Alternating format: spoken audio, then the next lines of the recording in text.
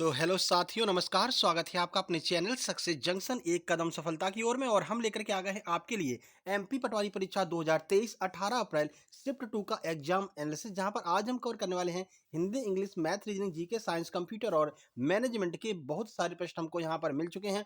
आज जो प्रश्नों को भेजा है उनका नाम है आशीष कुमार सूरजा, जो कि बैतूल से हैं, और कल्पेश जी। इन दोनों लोगों ने हमारे पास में बहुत सारे प्रश्न भेजे हैं। आप दोनों लोगों को बहुत बहुत धन्यवाद। हर एक प्रश्न के बारे में डिटेल में आपको जानकारी देते हुए आगे बढ़ेंगे। वीडियो को शुरू से लेकर लास्ट तक जरूर देखिएगा।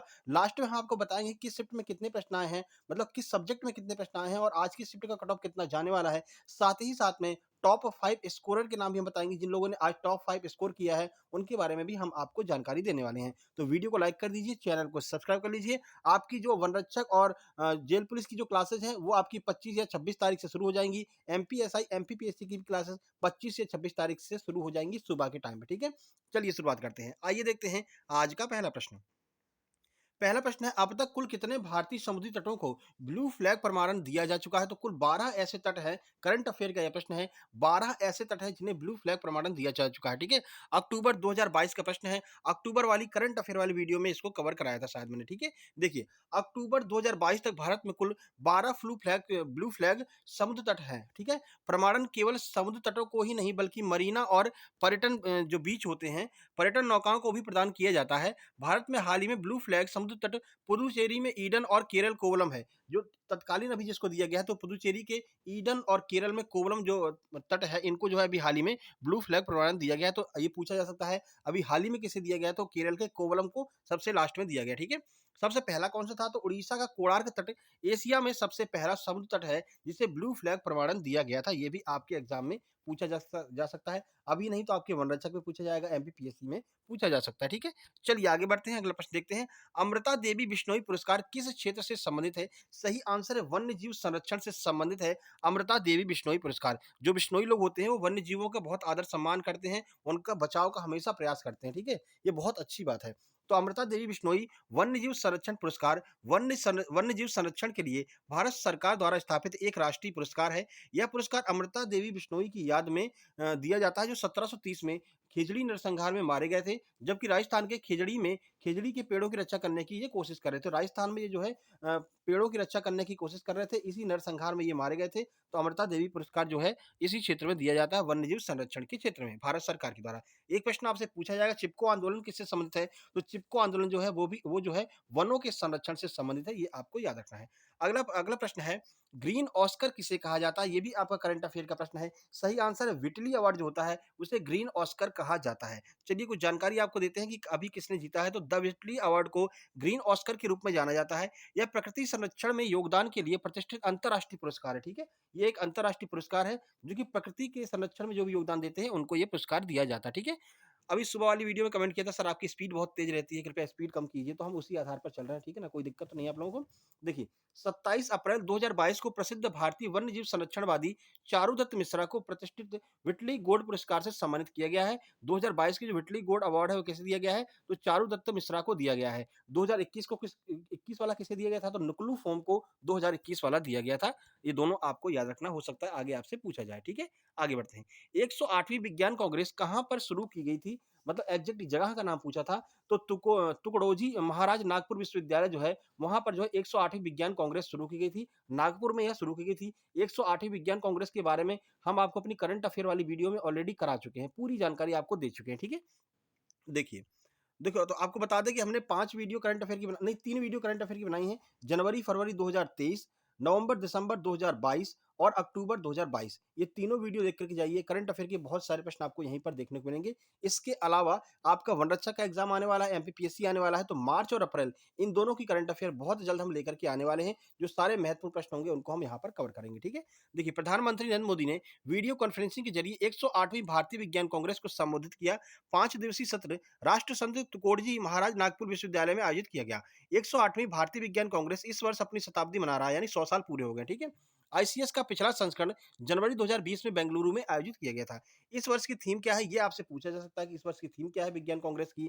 तो महिला सशक्तिकरण के साथ सतत विकास इस वर्ष की थीम रही है, ये आपको याद रखना है। वीडियो को लाइक कर देना मेरे भाई अगर अभी लाइक नहीं किया है, और चैनल को सब्सक्राइब कर लेना। आपकी वन रक्षक और एमपीएसआई एमपीपीएससी क्लास 25 या 26 तारीख से शुरू होने वाली है। ठीक है, फ्री ऑफ कॉस्ट, कोई चार्ज नहीं लगेगा, ठीक है। 1857 की क्रांति में उत्तर प्रदेश से किसने कमान संभाली थी? एग्जैक्ट शहर का नाम नहीं पूछा था, उत्तर प्रदेश बोला था, तो आपको ऑप्शन देखना पड़ेगा, लियाकत अली या फिर बेगम हजरत महल, इनमें से कोई एक ऑप्शन हो सकता है। चलिए देख लेते हैं कौन ने कहाँ से जो है संभाली थी इस कमान। तो कानपुर से नाना साहब ने संभाली थी, जिनका जो है साथ दिया था तात्या टोपे ने, ठीक है। तो तात्या टोपे ने साथ दिया था, उन्होंने कमान नहीं संभाली थी, आपको याद रखना है। जो लोग तात्या टोपे आंसर लगा करके आए हैं, उनका ये प्रश्न गलत हो गया है, ठीक है। आरा बिहार से कुंवर सिंह ने यहाँ पर कमान संभाली थी, लखनऊ से बेगम हजरत महल ने संभाली थी, झांसी से रानी लक्ष्मीबाई ने संभाली थी। तो 3 शहर आपको यहाँ पर दिखाई दे रहे हैं। इलाहाबाद से लियाकत अली ने संभाली थी, ठीक है। तो उत्तर प्रदेश के 3 शहर आपको दिखाई दे रहे हैं, एक तो झांसी है, एक इलाहाबाद है, इसके अलावा आपका कानपुर है, लखनऊ है। ये 4 शहर जो हैं वो आपके उत्तर प्रदेश से हैं, तो इनमें से ही कोई एक ऑप्शन होगा, अगर पर्टिकुलर ये पूछा गया हो कि उत्तर प्रदेश से किसने संभाली है। अगर शहर का नाम दिया होगा तो ये आपको दिखाई दे रहा है कि किस शहर से किसने संभाली थी, ठीक है। जो मुख्य नेतृत्वकर्ता किसे बनाया गया था? तो बहादुर शाह जफर को मुख्य नेतृत्वकर्ता बनाया गया था, जो कि दिल्ली से वो कमान संभाल रहे थे, ठीक है। आगे बढ़ते हैं। भीमबेटका की गुफाएं किस पहाड़ी के करीब है, यह पूछा गया था।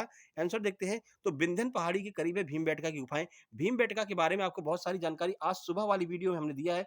सुबह वाली वीडियो में हमने ऐसे प्रश्नों को कवर किया है जो आपके एमपी पटवारी एग्जाम में पूछे गए हैं, जैसे कि पहाड़ी हो गई, ठीक है ना, और गुफा हो गई, ठीक है, महल हो गए, किले हो गए। इसके अलावा जो लेखक वगैरह हैं, जिन लेखकों से बहुत सारे प्रश्न आज बन रहे हैं, अभी तक जो पटवारी में पूछे गए हैं, उनको आज सुबह हमने वीडियो में कवर किया है। सुबह 9 बजे एक वीडियो आती है, वो वीडियो जरूर देखा कीजिए, आपके लिए महत्वपूर्ण है आगे के सभी एग्जाम के लिए। आज सुबह वाली वीडियो भी आप देख लेना, ठीक है। चलिए बताते हैं आपको। भीमबेटका की गुफा मध्य प्रदेश भोपाल के दक्षिण पूर्व में 45 किलोमीटर और मध्य प्रदेश के रायसेन जिले में अब्दुल्लागंज शहर से 9 किलोमीटर की दूरी पर विंध्यन पहाड़ी के दक्षिणी किनारे पर स्थित है। कहाँ पर? विंध्यन पहाड़ी के दक्षिणी किनारे पर स्थित है। मुख्यतः इसे रायसेन जिले में माना जाता है। आगे बढ़ते हैं। श्रीधर वाकड़कर ने 1957 में इसकी खोज की गई थी। यह कई बार परीक्षा में पूछा जा चुका है, ठीक है। पचमढ़ी की खोज किसने की थी? फॉरसौथ ने पचमढ़ी की खोज की थी 1958 में। ये प्रश्न भी बन चुका है। आगे बढ़ते हैं। इनमें से कौन सा शहर झेलम नदी के किनारे स्थित है? तो मुख्यतः अगर पूछा जाए तो श्रीनगर जो है वो झेलम नदी के किनारे स्थित है। कुछ और शहर आपको बता देते हैं जो आपसे पूछे जा सकते हैं। तो श्रीनगर, मुजफ्फराबाद, सीपोर, बारामूला, अनंतनाग, मीरपुर सिटी आदि सभी झेलम नदी के किनारे स्थित शहर हैं। तो नदियों के किनारे स्थित शहर भी एक बार आप देख लेना, ठीक है ना। वैसे कल सुबह हम एक वीडियो लेकर के आने वाले हैं साइंस वाले, ठीक है, जिसमें हम जो संघ वाले प्रश्न आ रहे हैं ना, किस संघ से कौन सा जीव है, उसको कवर करेंगे। और भी कुछ महत्वपूर्ण प्रश्न जो है, जैसे कुछ सूत्र वगैरह पूछे जा रहे हैं, जैसे आज जिप्सम का सूत्र पूछा है, कैल्शियम कार्बोनेट क्या होता है, इन सूत्रों को कल सुबह वाली वीडियो में हम कवर करने वाले हैं, ठीक है। देखिए, झीलम नदी का पुराना नाम क्या है? तो झीलम नदी का पुराना नाम बेतस्ता है और ये पीर पंजाल की श्रेणी से निकलती है, ये भी आपको याद रखना है। आगे बढ़ते हैं। निर्यात के कार्य को भारत का कौन सा विभाग संभालता है? तो संघीय निर्यात नियंत्रण विभाग है भारत सरकार का, जो निर्यात आयात के कार्यों को संभालता है। देखिए, तो संघीय निर्यात नियंत्रण नियमों और निर्यात नियंत्रण से संबंधित एजेंसियों की नीति और प्रक्रियाओं को प्रायोजित करने के लिए मार्गदर्शन, दिशा और निरीक्षण प्रदान करता है, ठीक है। तो समझ गए कौन सा विभाग है? निर्यात और नियंत्रण विभाग है, ठीक है। निर्यात नियंत्रण विनियमों के अनुपालन को सुविधाजनक बनाने के लिए सूचना का प्रसार करता है और प्रक्रियाओं को विकसित करता है। ये हमने आपको निर्यात नियंत्रण विभाग के बारे में आपको बता दिया। निर्यात का जो काम होता है वो सब निर्यात नियंत्रण विभाग के द्वारा जो है संपादित किया जाता है। आज पूछा था जिप्सम का सूत्र क्या है? तो CaSO4 इंटू 2H2O, ये जिप्सम का सूत्र होता है। देखिए, तो कैल्शियम सल्फेट डाइहाइड्रेट, ये इसका नाम हो गया। नाम भी आपको याद रखना है। कल वाली वीडियो में ये सारी चीज़ हम कवर कराएँगे सुबह वाली वीडियो में, ठीक है? आपके आगे जो भी एग्ज़ाम आने वाले हैं, उनकी दृष्टि से वो वीडियो अति महत्वपूर्ण होगी साइंस की दृष्टि से, ठीक है? तो कैल्शियम सल्फेट डाइहाइड्रेट जिप्सम का रासायनिक नाम है। CaSO4 इंटू 2H2O इसका रासायनिक सूत्र है। जिप्सम नामक एक नरम सल्फेट खनिज उर्वरक के रूप में प्रयोग में लाया जाता है, ठीक है? तो उर्वरक के रूप में इसका प्रयोग किया जाता है। याद रखना है आपको, ठीक है? केचुआ किस फाइलम के अंतर्गत आता है? तो एनेलिडा फाइलम के अंतर्गत केचुआ आता है। कल वाली वीडियो में ये सब कवर करेंगे, ये भी बताएँगे कि कौन-कौन से प्रश्न आपके पटवारी में पूछे गए हैं। देखिए, एनेलिडा की बात कर लेते हैं। तो एनेलिडा एक बड़ा संघ है जिसमें 17,000 से अधिक प्रजातियां चक्री या संकरित कीड़े हैं। जो कीड़े होते हैं ना, ज्यादातर जो कीड़े मकोड़े हैं वो आपके एनेलिडा के अंतर्गत आते हैं, ठीक है। विभिन्न समुद्री परिवेशों के साथ अनुकूलित हो गए, जिनमें लौकिक वातावरण, एक मीठे पानी प्रणालियों की व्यवस्था शामिल है। केचुआ एक ट्यूब के आकार का खंडित कीड़ा है जो इस संघ का प्रमुख है, ठीक है। वे ज्यादातर मिट्टियों में रहते हैं और मृत कार्बनिक पदार्थों पर अपना भोजन बनाते हैं, भोजन करते हैं मृत कार्बनिक पदार्थों से। किसान मित्र किसे कहा जाता है? प्रश्न पूछा गया पटवारी में। तो किसान मित्र जो है वो केचुए को कहा जाता है। आगे बढ़ते हैं। इनमें से कौन सी बीमारी छुआछूत की वजह से फैलती है? तो छुआछूत की वजह से फैलने वाली कुछ बीमारियां देख लेते हैं। जो भी इसमें से ऑप्शन में था वो आपका आंसर था। Swine flu, dengue, malaria, filaria, diarrhoea जैसे छुआछूत की बीमारियां होती हैं, जिनके खिलाफ जो है लोगों को जागरूक करने का लगातार प्रयास किया जा रहा है, ठीक है। आगे बढ़ते हैं। अगला प्रश्न देखिए। तो इससे पहले आपको बता दें कि आपको पता है एमपी एसआई के लिए और एमपी फॉरेस्ट गार्ड के लिए चौहान एकेडमी पर क्लासेस स्टार्ट हो चुकी हैं। कोई भी कोर्स आप ले सकते हैं। 50% से ज़्यादा छूट आपको मिल जाएगी अगर आप ये अप्लाई कूपन में अतुल 10 कूपन कोड लगा देंगे। यहाँ पर गैप नहीं है, ठीक है ना? एक साथ में लगाना है अतुल 10। अतुल 10 कूपन कोड जैसे ही आप लगा देंगे, आपको 50% से ज़्यादा की वहाँ पर छूट मिल जाएगी किसी भी कोर्स पर, ठीक है? और आपका एमपी पुलिस का भी कोर्स वहाँ पर स्टार्ट हो चुका है। इसके अलावा टेस्ट शुरू हो चुकी है मध्य प्रदेश फॉरेस्ट की, एमपी फॉरेस्ट की टेस्ट ₹150 उसकी प्राइस है, जिसमें आप अतुल 10 कूपन कोड जैसे ही लगाएँगे, ये पूरी टेस्ट आपको मात्र ₹75 मिल जाएगी और 20 टेस्ट आपको वहाँ पर देखने को मिलेंगी और हर एक टेस्ट में डिटेल में हर एक प्रश्न के बारे में जानकारी दी रहेगी। साथ ही साथ में जो लेटेस्ट पैटर्न है उसके आधार पर जो है यहाँ पर जो टेस्ट है वो आपको देखने को मिलने वाली है। तो ज़रूर जॉइन कीजिएगा। मैं तो कहूँगा टेस्ट तो कम से कम खरीद ही लीजिए। ₹75 में क्या जा रहा है, 20 टेस्ट आपको ₹75 में मिलेंगी, ठीक है? चलिए आगे बढ़ते हैं। कूपन कोड में अतुल 10 लगाना, बीच में गैप नहीं है, ठीक है ना? स्पेस नहीं है, अतुल 10 एक साथ में लगाना है। हिंदी की बात करते हैं तो हिंदी में अयादी संधि और यड़ सर्व संधि आपसे पूछी गई थी। वाच्य के प्रश्न पूछे गए थे, वाच्य हमने सुबह कराया, वाच्य और तत्सम तद्भव वाली वीडियो हम ऑलरेडी बना चुके हैं। ट्रिक के द्वारा हमने आपको बताया कैसे आप पहचान लेंगे कि वाच्य कौन-सा है और कौन-सा तत्सम तद्भव है। सर्च कीजिएगा वाच्य तत्सम तद्भव बाय सक्सेस जंक्शन आपको देखने को मिल जाएगी, ठीक है? चिन्ह का प्रयोग पूछा गया था, पूरे 2 जो है लाइन दी गई थी, उस लाइन में मतलब कि 2-2 चिन्ह पूछे गए थे, कहाँ पर हाइफ़न लगेगा, कहाँ पर फुल स्टॉप लगेगा, ये वाला चिन्ह कहाँ पर लगेगा, ये चिन्ह आपसे पूछे जा रहे हैं, एक बार देख कर के जाइएगा, ठीक है? बिहारी किस रस के कवि हैं? तो श्रृंगार रस के कवि हैं बिहारी, ये प्रश्न पूछा गया था। प्रत्यय पूछे गए थे और समास पूछा गया था। तत्सम तद्भव के बारे में बता दिए, ये तत्सम तद्भव 3 से 4 नंबर के आ रहे हैं, भाई देख कर के जाना वो वीडियो, बहुत मदद करेगी। हमने ट्रिक बताई है कैसे आप पहचान सकते हैं तत्सम है कि तद्भव है, ठीक है? वर्तनी के 3 से 4 प्रश्न, पर्यायवाची के 2 प्रश्न हैं, शुद्ध-अशुद्ध वाक्य के भी प्रश्न पूछे गए हैं और अनेकार्थी शब्द भी आपसे पूछे गए हैं, ठीक है? आगे बढ़ते हैं और वाक्यों को क्रम में लगाने वाले प्रश्न भी आपकी हिंदी में पूछे जा रहे हैं। कंप्यूटर की बात करते हैं तो ओएसआई लेयर में रिपीटर जो है वो किस लेयर के अंतर्गत आता है, ये पूछा गया था। राउटर किस लेयर के अंतर्गत आता है, तो ओएसआई लेयर से काफ़ी प्रश्न आए हैं। 1999 में कौन-सा वायरस आया, तो शायद आई लव यू वायरस जो है वो 1999 में आया था। ऑप्शन में भी ये दिया हुआ था, ठीक है? सीएसएस का फुल फॉर्म क्या होता है, ये पूछा गया था। इसके अलावा एएलयू जो है वो किस यूनिट के अंतर्गत आता है, कंट्रोल यूनिट के अंतर्गत आता है, कौन सी यूनिट के अंतर्गत आता है, ये एएलयू के बारे में पूछा गया था। कैश मेमोरी से भी प्रश्न था और मॉडेम से भी संबंधित आज प्रश्न पूछे गए थे। लैन, वैन वगैरह जो प्रश्न होते हैं ना, LAN local area network, wide area network, metropolitan area network, ये भी आज आपसे पूछे गए हैं। तो अच्छे से पढ़ कर के जाना है। कंप्यूटर ज़्यादा खतरनाक नहीं आ रहा है। हाँ, 5-6 प्रश्न ऐसे हैं, 22-23 प्रश्नों में से 5-6 प्रश्न ऐसे हैं जो खतरनाक लेवल के हैं। उनको लेकर के लोग परेशान हैं। भाई 5-6 को छोड़ कर के बाकी पर तो ध्यान दो। 15 मार्च से अब तक जितने प्रश्न पूछे गए हैं आपके कंप्यूटर में, उनकी वीडियो ऑलरेडी हमने बना दी है। उसको ज़रूर देख लेना, सर्च करना 15 मार्च बाय सक्सेस जंक्शन। इतने में ही आपको देखने को मिल जाएगी वो कंप्यूटर वाली वीडियो। ठीक है? जीके जीएस की वीडियो 15 मार्च से अब तक जितने प्रश्न पूछे गए हैं, उनकी भी वीडियो हमने बना दी है। सर्च करना है आपको 15 मार्च GK GS by success junction, वो भी आपको देखने को मिल जाएगी। उसको भी आप जो है आराम से देख कर के जाइएगा, वहाँ से 5 से 6 प्रश्न रिपीट हो रहे हैं, ठीक है? चलिए देखते हैं। मैथ की बात करते हैं। सीआईएसआई के 3 और 4 साल के अंतर वाले जो प्रश्न है वो सुबह ही पूछे गए थे और इस टाइम भी पूछे गए हैं। तो ये 2 अंतर वाले अभी तक 2 साल के पूछे जा रहे थे, अब थोड़ा-सा हाई लेवल हो गया तो आपको करके जाना, ठीक है? बोर्ड मास के 2 प्रश्न, नंबर सीरीज़ से 2 से 3 प्रश्न आ रहे हैं, मिसिंग नंबर के भी 2 से 3 प्रश्न, प्रॉफिट लॉस के जो है 3 प्रश्न पूछे जा रहे हैं। इसके अलावा डिस्काउंट के प्रश्न पूछे जा रहे हैं, अलजेब्रा का 1 प्रश्न, परसेंटेज के 2 से 3 प्रश्न, सिम्प्लीफिकेशन के 2 प्रश्न, रेशियो के 1 से 2 प्रश्न और बोट एंड स्टीन से ही प्रश्न आ रहा है 1, एलसीएम का 1 प्रश्न, औसत से प्रश्न देखने को मिले हैं। पाई चार्ट में जो है ना आपका जो परसेंटेज होता है वो पाई चार्ट में पूछा गया है। समांतर माध्य आज आपका पूछा गया था। माध्य माध्यिका नहीं आई थी लेकिन समांतर माध्य आज आपका पूछा गया था, तो इसको आपको थोड़ा-सा देख कर के जाना है। यही टॉपिक बार-बार रिपीट हो रहा है। हाँ, थोड़ा कैलकुलेटिव और लेंथी मैथ आ रहा है, ये बताया गया है, ठीक है? चलिए आगे बढ़ते हैं। स्पीड आपको तेज़ करनी पड़ेगी। स्पीड के लिए हमने आपको बता दिया है, सक्सेस जंक्शन लाइव नाम से जो है, सक्सेस जंक्शन लाइव नाम से एक टेलीग्राम ग्रुप है। उसको जॉइन कर लेना, ठीक है ना? लिंक आपको डिस्क्रिप्शन में मिल जाएगी। उसमें क्या है कि हमने ऐसे ऐप्स डाले हैं जहाँ से आप अपने मैथ की स्पीड बढ़ा सकते हैं। इसके अलावा वहाँ पर हमने बुकों की जो बुक्स होती है ना, बुक्स महत्वपूर्ण बुक्स हैं, उनकी पीडीएफ आपको डाल दी है वहाँ पर। आप वहाँ से पीडीएफ डाउनलोड कर सकते हैं। पूरी की पूरी किताब आपको पीडीएफ के फॉर्म मिल जाएगी। बहुत सारी फेमस जो मैथ्स की बुक है, जो फेमस इंग्लिश की बुक्स हैं, एसएससी वगैरह की, वहाँ पर आपको पीडीएफ फॉर्म में फ्री ऑफ कॉस्ट मिल जाएँगी। तो ये आप जो है ग्रुप ज़रूर जॉइन कर लेना, ठीक है?